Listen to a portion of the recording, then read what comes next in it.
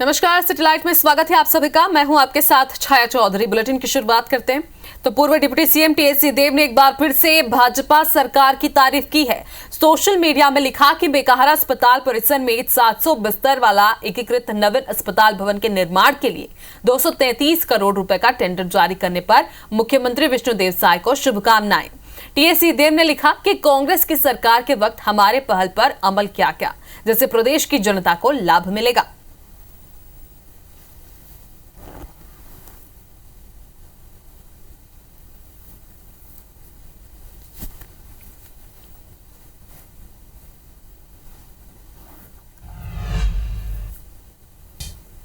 तो भोपाल के कोलार स्थित सर्वधर्म इलाके में एक महिला को सोशल मीडिया के जरिए एक अनजान युवक से दोस्ती महंगी पड़ गई। महिला युवक से पिछले 6 महीने से सोशल मीडिया के जरिए बातचीत कर रही थी, जिससे युवक महिला पर पति को छोड़कर साथ रहने का दबाव बनाने लगा। महिला के नहीं मानने पर युवक ने फिल्मी स्टाइल में महिला के पति का अपहरण कर लिया। आरोपी ने महिला के पति पर पहले हमला किया, फिर कार पर बैठा कर ले गया, जिसके बाद राहगीरों और पत्नी ने थाने में सूचना दी।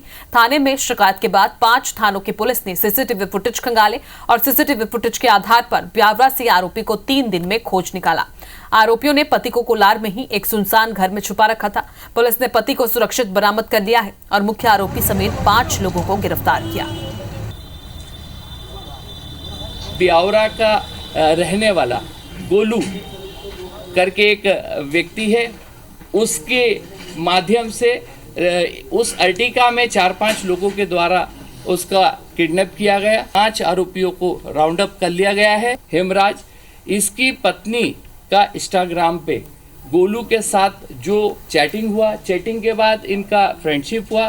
फ्रेंडशिप के बाद गोलू ये चाहता था कि इसकी पत्नी उसके साथ रहे। वहीं भोपाल के मास्टरमाइंड चपरासी ने 10 करोड़ का घोटाला कर दिया। मास्टरमाइंड ने बैंक मैनेजर की मदद से विभाग की 10 करोड़ की एफडी ही अपने खाते में जमा करवा ली। मामला राज्य बीज प्रमाणीकरण संस्था का है। यहां के चपरासी ने सरकारी योजना की 5-5 करोड़ की 2 एफडी तोड़कर रकम अपने बैंक खाते में ट्रांसफर करवा ली।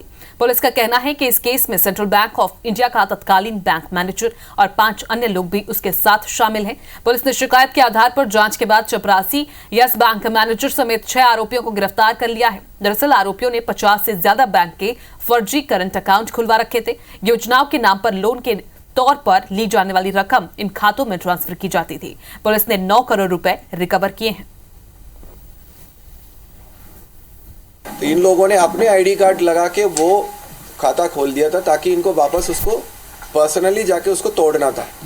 तो इन लोगों ने कुछ दिनों के बाद में 20-22 दिन के बाद में जाके सेंट्रल बैंक की मैनेजर भी इसमें आरोपी है, उस व्यक्ति की सहायता से उस खाते को तोड़ दिया और यस बैंक करके जो प्राइवेट बैंक है उसमें जाके एक और खाता खोल दिया उसी संस्था के नाम पर अपने आईडी कार्ड वगैरह यूज करके।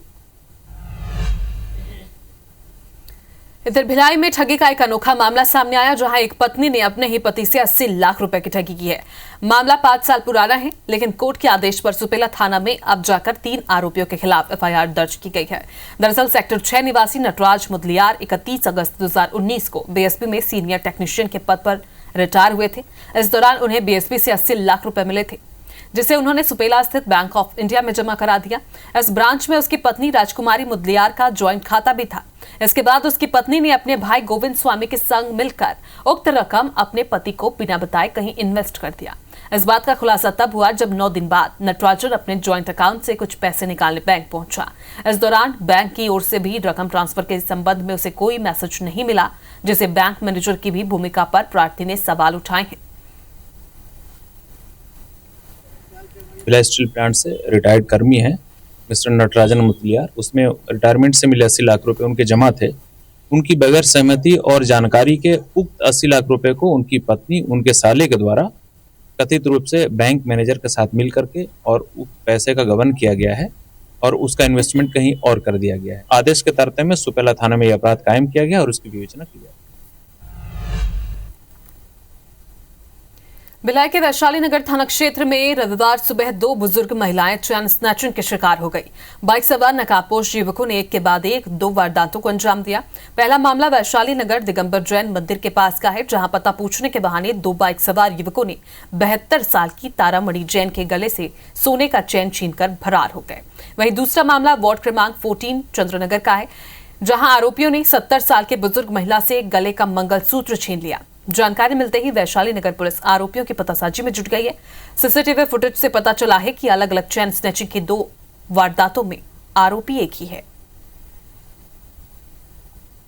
वैशाली नगर थाना क्षेत्र में और स्मृति नगर चौकी क्षेत्र में लगातार 2 चैन स्नैचिंग की घटनाएं हुई हैं। उक्त घटनाओं के संदर्भ में साइबर की टीम और दोनों थानों की टीम लगी हुई है।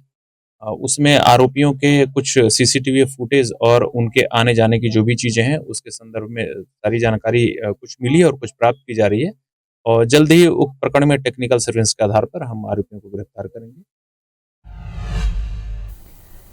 इंदौर में रविवार को दिलजीत दोसांझ के कॉन्सर्ट के पहले हिंदू संगठनों ने जमकर हंगामा किया। वीएचपी और बजरंग दल के कार्यकर्ताओं ने कॉन्सर्ट में खुलेआम बेची जाने वाली शराब और मांस की बिक्री का विरोध जताया है। साथ ही प्रशासन से दी गई आयोजन की अनुमति को वापस लेने की मांग की है। मांग नहीं पूरी होने पर हिंदू संगठनों ने उग्र आंदोलन की चेतावनी दी है। वहीं कलेक्टर ने कहा कि नियमानुसार कार्यक्रम होगा, कानून की कोई अवहेलना नहीं की जाएगी। इधर पूर्व संस्कृति मंत्री उषा ठाकुर ने हिंदू संगठनों के विरोध को सही ठहराया है और कहा है कि इस प्रकार के कार्यक्रम भारतीय संस्कृति का हिस्सा नहीं है। प्रमोशन हो, ये किसी सभी अनुमतियां हैं वो प्रॉपर जो शासकीय नियम कानून है उन्हीं के तहत जो है वो करी गई हैं, प्रदान करी गई हैं और शासन के किसी भी नियमों की अवहेलना नहीं होने दी जाएगी और कानून के दायरे में जो भी चीज़ें हैं वो सारी चीज़ें करी जाएंगी। 43 का स्वर्णिम भारत जिस प्रकार की संतति, जिस प्रकार की युवा पीढ़ी की अपेक्षा करता है, वो संस्कारवान हो, चरित्रवान हो, भारतीय संस्कृति संस्कारों से रची बसी हो। अभी नाइट कल्चर अपन सब ने मिलकर बंद कराया तो मुझे लगता है काफ़ी राहत सब लोग महसूस कर रहे हैं। खबर सतना से, जहां खुली नाली में 3 साल का मासूम गिर गया। सीसीटीवी कैमरे में पूरी घटना कैद हुई है।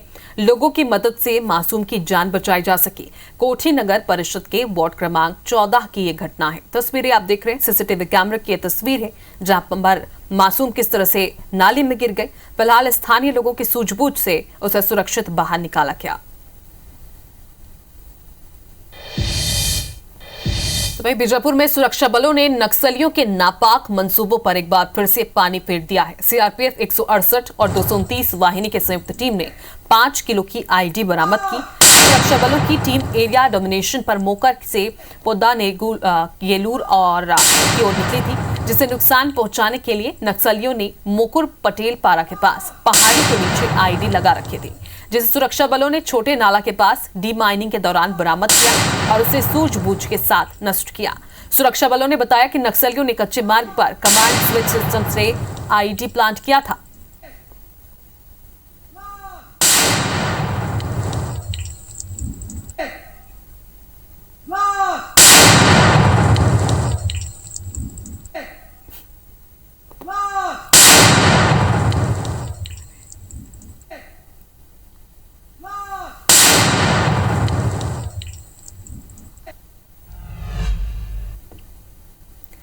रायगढ़ के कोसमनारा गांव में धर्मांतरण का मामला सामने आया है। गांव के एक मकान में हर रविवार को प्रार्थना सभा होने की जानकारी मिली थी, जिसकी सूचना पर हिंदू संगठन के पदाधिकारी गांव पहुंचे और मकान के सामने जय श्री राम का नारा लगाते हुए पुलिस को इसकी सूचना दी गई।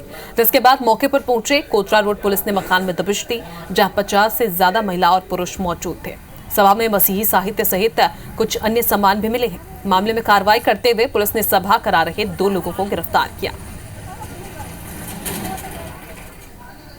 की सूचना में जब वहाँ पर हम लोग पहुँचे तो लगभग 25 से 30 लोगों की संख्या में वहाँ प्रार्थना सभा चल रही थी, जिसकी सूचना हम पुलिस प्रशासन को दिए और पुलिस प्रशासन जब हम ऊपर पहुँचे तो वो प्रार्थना को बंद कराया गया और जो प्रार्थना कराने वाले हैं उनको यहाँ थाना लेके आया गया। देवी देवताओं के संबंध में धार्मिक भावनाओं को आहत करने वाला जो है ऐसा कोई आयोजन है। आरोपियों को गिरफ्तार किया गया और सबूत मिलने पर उनको गिरफ्तार करके प्रॉपरली रिमांड पर भेजा जा रहा है।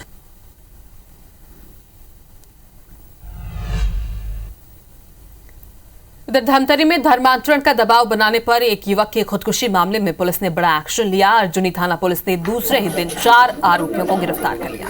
पुलिस ने पत्नी, सास, ससुर और 1.5 सास को रायपुर से गिरफ्तार किया है। आत्महत्या करने के लिए उकसाने का केस दर्ज कर आगे की कार्रवाई में जुट गई है। बता दें कि ससुराल वाले पोटियाडीह के लिनेश साहू पर धर्मांतरण का दबाव बना रहे थे, जिससे परेशान होकर उसने फांसी लगाकर आत्महत्या कर ली थी।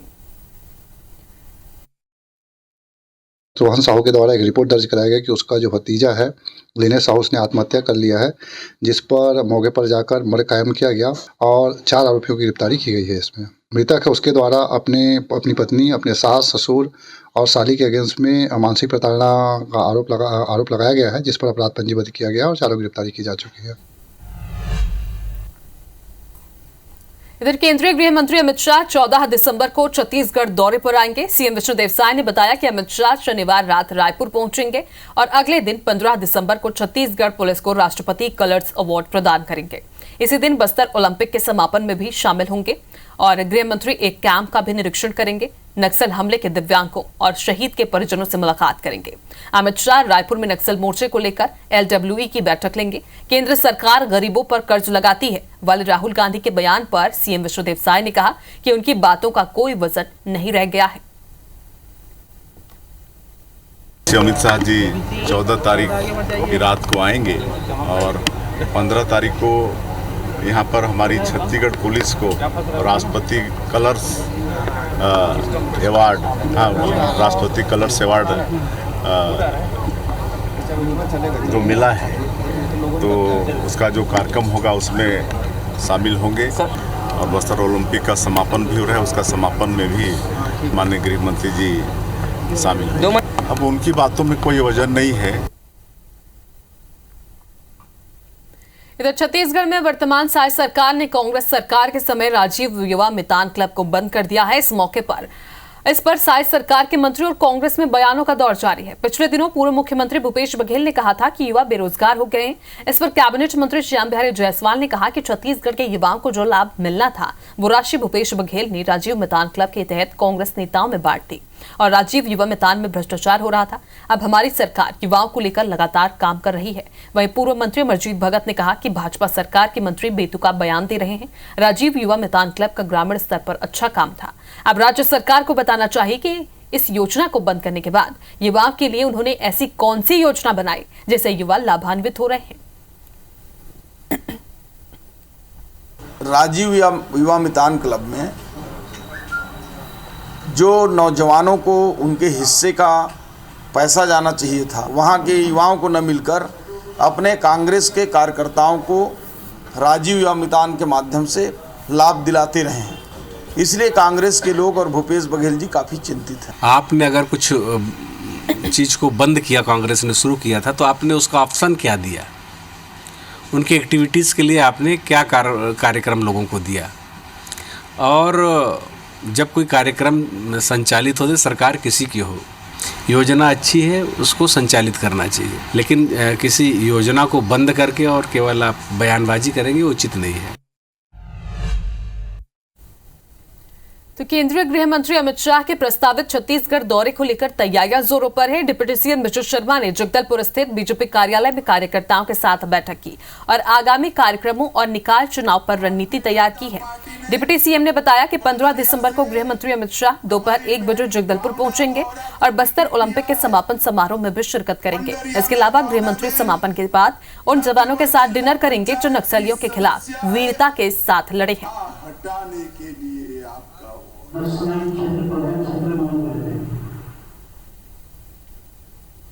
माननीय अमित शाह जी का आगमन 15 तारीख को दोपहर 1 बजे यहाँ हो जाएगा और बस्तर ओलंपिक के समापन के कार्यक्रम पर वो हम सबके बीच में आ रहे हैं। उन कमांडर्स के साथ उनका डिनर भी है जिन्होंने बड़े अभियान किए हैं यहाँ पर, और दूसरे दिन अमर वाटिका भी उनका जाना है, एक कैंप का विजिट भी है। तो छत्तीसगढ़ में भाजपा सरकार के 1 साल पूरे होने पर बस्तर विधायक ने तंज कसा है। कहा कि बीते 1 साल में राज्य में कार्यों की बोहनी तक नहीं हुई।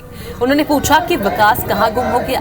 बयान पर डिप्टी सीएम विजय शर्मा ने पलटवार करते हुए कहा कि हालिया उपचुनाव में 46,000 से ज्यादा वोटों से मिली जीत भाजपा के कामों पर जनता की मुहर है। उन्होंने कहा कि पिछले 5 सालों में कांग्रेस ने प्रधानमंत्री आवास योजना को रोक रखा था।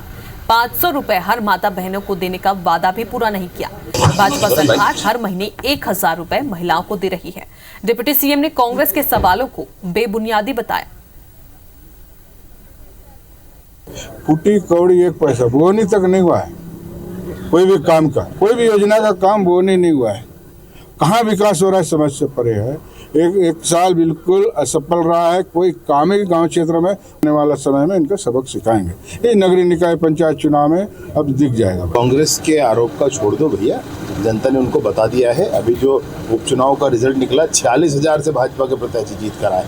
जनता की मोहर लगी है माननीय विष्णुदेव साय जी की सरकार के काम पर। 5 सालों में उन्होंने प्रधानमंत्री आवास रोके रखा, वो अभी जाकर के मिला। 500 रुपया हर माता बहन को हर महीना देंगे बोले, उन्होंने अपने घोषणा पत्र में बोला हुआ है। 1 रुपया नहीं दिया कभी किसी को। अभी विष्णुदेव जी की सरकार हर महीने 1,000 रुपया दे रही है। तो भरतपुर सोनहत विधानसभा के विधायक रेणुका सिंह के बयान पर पूर्व विधायक गुलाब कमरों ने पलटवार किया है। उन्होंने कहा कि वे रेणुका सिंह की गीदड़ भभकी से नहीं डरने वाले।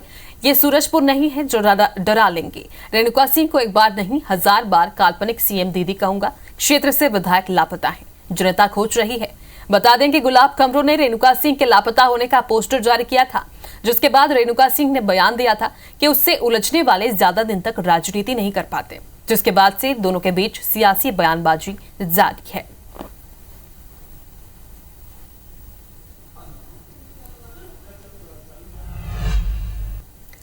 सरंगपुर पुलिस ने 4 स्मैक तस्करों को गिरफ्तार किया है। पुलिस ने पहले ही 3 स्मैक तस्करों को गिरफ्तार किया था। उसके बाद पुलिस ने ड्रग खरीदने इंदौर से आए ड्रग माफिया को भी गिरफ्तार कर एक कार जब्त करने में सफलता हासिल की। मामले का खुलासा करते हुए एसडीओपी ने बताया है कि अब तक इस मामले में 37 लाख रुपए जब्त किए गए हैं। अरविंद सिंह ने बताया कि शनिवार की रात को आगरा इंदौर राजमार्ग पर चेकिंग पॉइंट लगाकर एक कार से 250 ग्राम स्मैक जब्त कर 3 आरोपियों को हिरासत में लिया गया। उसके बाद इंदौर से मादक पदार्थ की खरीद फरोख्त करने वाला आरोपी शहनवाज को गिरफ्तार किया गया। एसडीओपी ने बताया कि आरोपी शहनवाज का पता नहीं, लेकिन वो जिनसे ड्रग खरीदने आया था वो पुलिस कस्टडी में है। शहनवाज इंदौर में कबाड़ी के काम के साथ ड्रग्स के व्यवसाय में लंबे समय से लिप्त था। फिलहाल पुलिस अब जांच करने और नशे के कारोबारियों के ठिकाने खोजने में जुटी है। गाड़ी में से हमें करीब 250 ग्राम स्मैक, जो कि थोड़ा सा ब्राउन और वाइट कलर का था, वो हमें ऐसा एक सब्सटेंस मिला। उसको थोड़ा जलाकर और ऐसा देखा गया तो ऐसा प्रतीत हुआ कि ये ड्रग्स हो सकता है।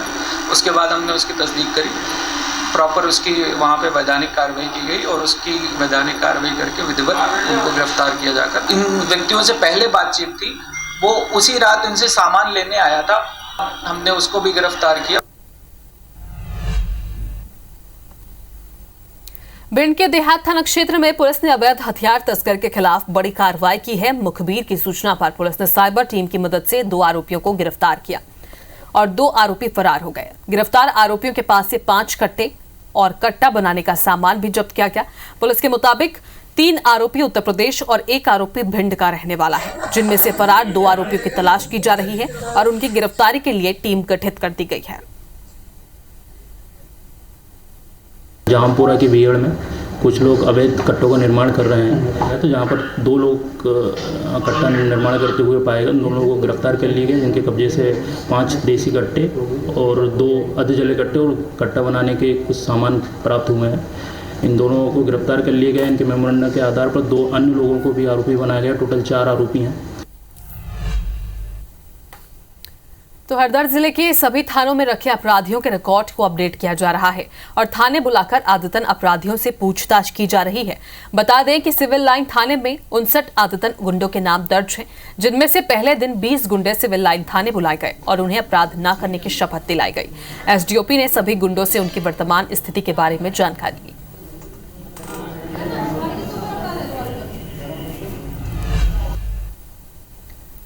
तो वहीं रतलाम में बस स्टैंड पर गंदगी देखकर महापौर प्रहलाद पटेल भड़क उठे और कर्मचारियों को जमकर खरी खोटी सुनाई है।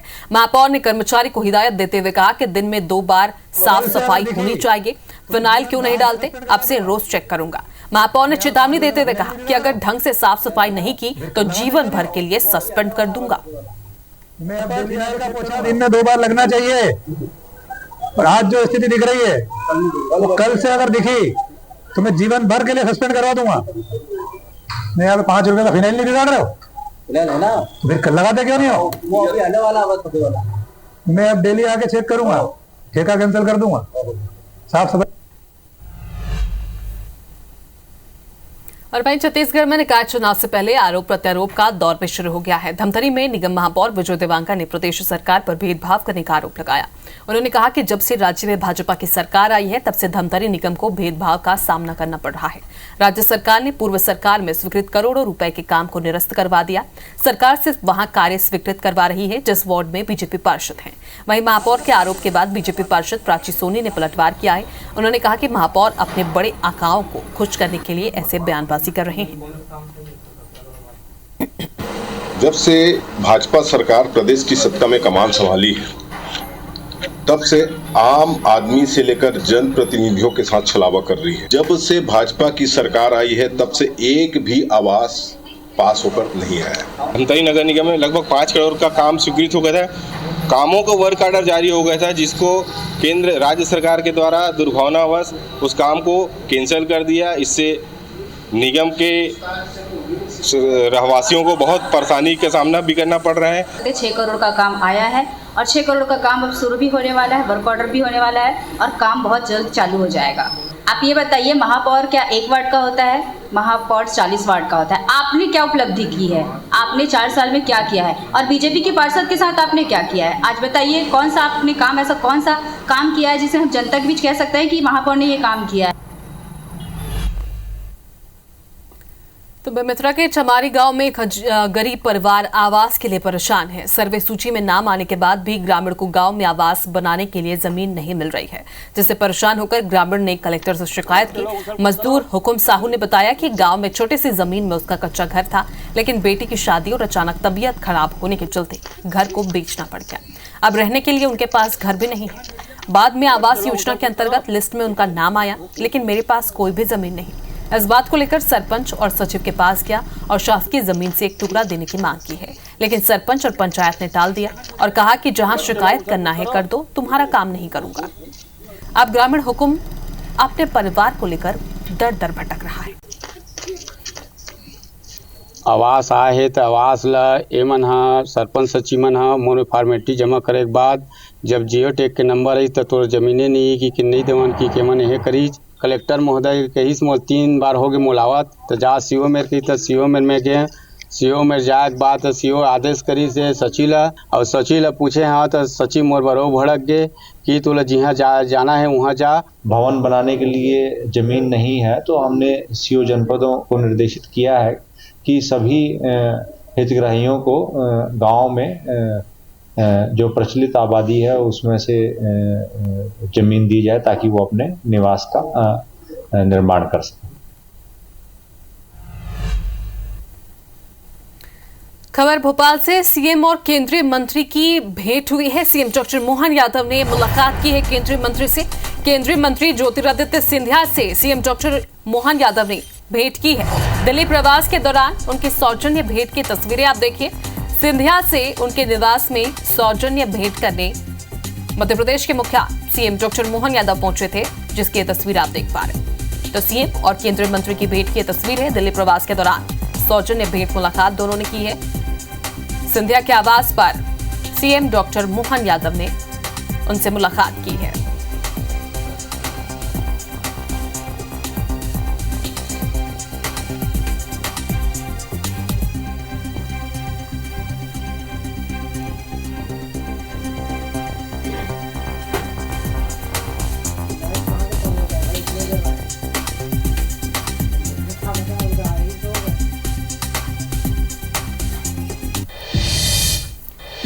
मुख्यमंत्री विष्णुदेव साय और विधानसभा अध्यक्ष डॉक्टर रमन सिंह राजनांदगांव जिले के दौरे पर रहे। ब्रह्म कुमारी आश्रम में ज्ञान मानसरोवर भवन का उद्घाटन और गायत्री स्कूल में आयोजित एकल विद्यालय की खेलकूद प्रतियोगिता के समापन अवसर पर शिरकत की। डॉक्टर रमन सिंह ने नवनिर्मित ब्रह्म कुमारी ज्ञान मानसरोवर भवन के उद्घाटन किया और 20 लाख रुपए की घोषणा की। सीएम साय दीप प्रज्वलित उन्होंने की है और केक काटकर शुभकामनाएं दी। डॉक्टर रमन सिंह ने कहा कि ब्रह्म कुमारी पूरी दुनिया में सेवा भाव से काम करती है। श्री अतुल अग्रवाल जी।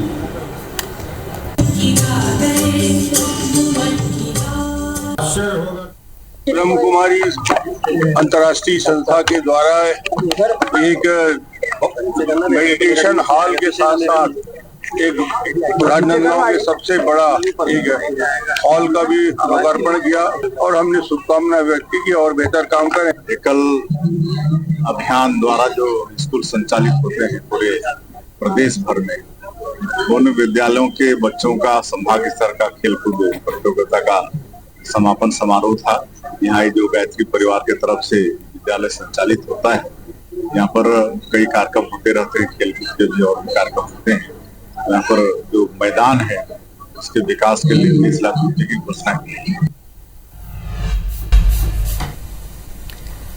जाको राखी साइया मार सके ना कोई, कुछ ऐसा ही वाकया गुना जिले के उमरी के पास देखने को मिला, जहां सड़क किनारे खेत में एक नवजात बच्ची पड़ी मिली।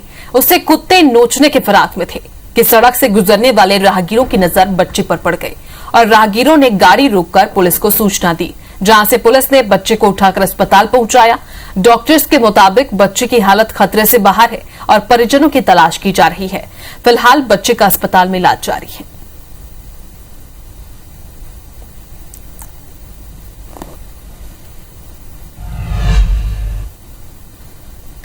भिलाई के नंदिनी एयरपोर्ट को फिर से शुरू करने की उम्मीद बंधती नजर आ रही है। पिछले दिनों दुर्ग सांसद विजय बघेल ने दिल्ली में उड्डयन मंत्री से मुलाकात की।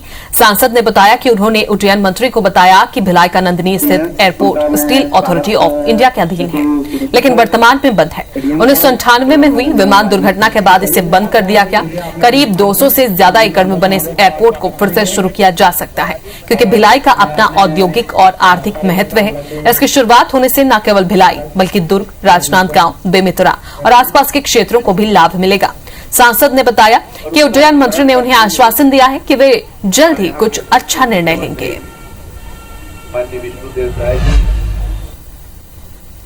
तो कुंभ के लिए सरकार ने जोरदार तैयारियां शुरू कर दी है। यात्रियों की सुविधा को ध्यान में रखते हुए रेलवे ने हर राज्य से कुंभ स्पेशल ट्रेन चलाने की घोषणा की है, लेकिन छत्तीसगढ़ से अभी तक कुंभ के लिए एक भी स्पेशल ट्रेन की घोषणा नहीं हुई।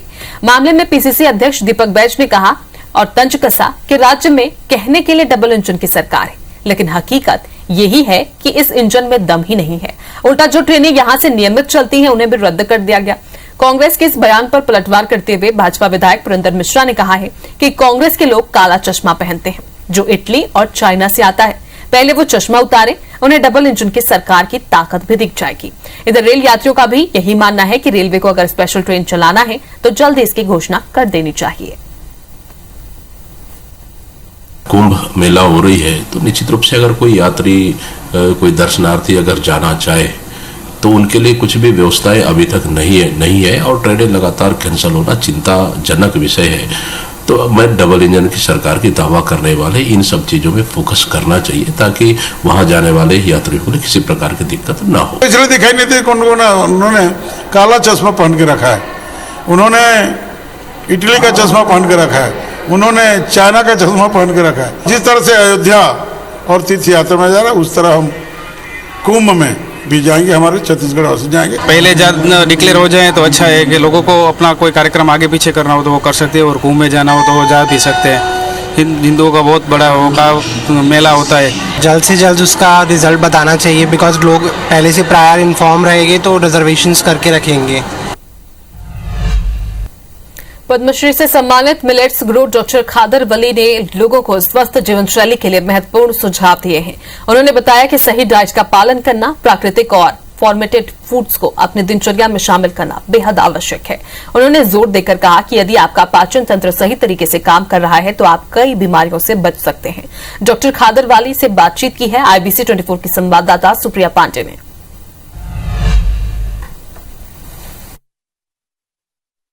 डॉक्टर खादरवली आज रायपुर में हैं, जिन्हें मिलेट्स मैन ऑफ इंडिया के नाम से भी जाना जाता है। सीधे उनसे बात करते हैं। सर, ये जो मिलेट्स फूड है, ये नियमित आहार में अगर हम शामिल करें तो किस तरह के स्वास्थ्य लाभ हो सकते हैं? आपको निरोगी जीवन बिताना है इस धरती पे, आपको खाना आपका रसोई घर में बनाने का खाना यही होना है मिलेट्स ही है हमारे लिए सही खाना। जब खाना सही होता है दवाओं का ज़रूरत नहीं पड़ता है। जब आपका खाना सही नहीं है कोई दवा आपको बचा नहीं सकता है। सर, कौन कौन सी बीमारियां हैं जो मिलेट फूड खाने से ठीक हो सकती है या फिर नियंत्रित की जा सकती है? हाँ, सब बीमारियां, ये डायबिटीज़, थायराइड, CKD, सब। आप मिलेट्स खाने को शुरू करने को 1-2 साल में आपका शरीर में स्वास्थ्य वापस आके बैठ जाता है। तो आपका ये जीवन शैली बीमारियां क्या हम बोल रहे हैं, ये सब ठीक हो सकता है, हो रहा है, रिवर्स हो सकता है। कि किस तरह के आहार वो सेवन करे जिससे वो स्वस्थ रहे, तो किस तरह के टिप्स उन्हें देंगे? यस, तो आप सही पकड़ा है कि हमारा गट में हमारा सूक्ष्म जीवी, भला करने वाला सूक्ष्म जीवी को गट माइक्रोब्स बोलते हैं, माइक्रोबायोम बोलते हैं। वो हम धीरे धीरे आधुनिक जीवन शैली में मार रहे हैं। ये ज़्यादा चीनी, ज़्यादा चावल, ज़्यादा गेहूं खाने से हमारा ये गट माइक्रोब्स धीरे धीरे मर रहे हैं। तो उनको बढ़ाना एक अद्भुत चीज़ है। वो बढ़ाने का व्यवस्था हमारा मिलेट्स में भगवान दिया हो। Vegetables and greens are good for everyone on this planet. तो वो तो खाना ही है, मिलेट्स के साथ खाना है, बस आपका सेहत वापस आ जाती है। तो बिल्कुल, जैसा कि इन्होंने टिप्स भी दिए हैं लोगों को कि उन्हें सही खाना खाना चाहिए और जब तक आप अपना पेट सही नहीं रखेंगे तब तक आप स्वस्थ नहीं होंगे। कैमरामैन रेणु प्रसाद साहू के साथ सुप्रिया पांडे, IBC 24 रायपुर। तो विज्ञान और तकनीक के युग में आज भी लोग अंधविश्वास की बेड़ियों में जकड़े हुए हैं, जिसका जीता जागता उदाहरण सागर जिले के देवरी में देखने को मिला, जहां देवश्री खंडेराव मंदिर में शनिवार से शुरू हुए 9 दिवसीय अग्निकुंड मेले में 131 श्रद्धालु अंगारों पर चले और अग्निकुंड पर हल्दी डाली। इस दौरान श्रद्धालु खंडेराव की जयकारे लगाते हुए अंगारों से 3 बार पैदल निकले। मेले में पहुंचे लोगों ने बताया कि मनोकामनाएं पूरी होने पर श्रद्धालु यहां पहुंचते हैं और अग्निकुंड में चलकर अपनी मन्नतें पूरी करते हैं। उन्होंने बताया कि ये मेला 15 दिसंबर तक चलेगा।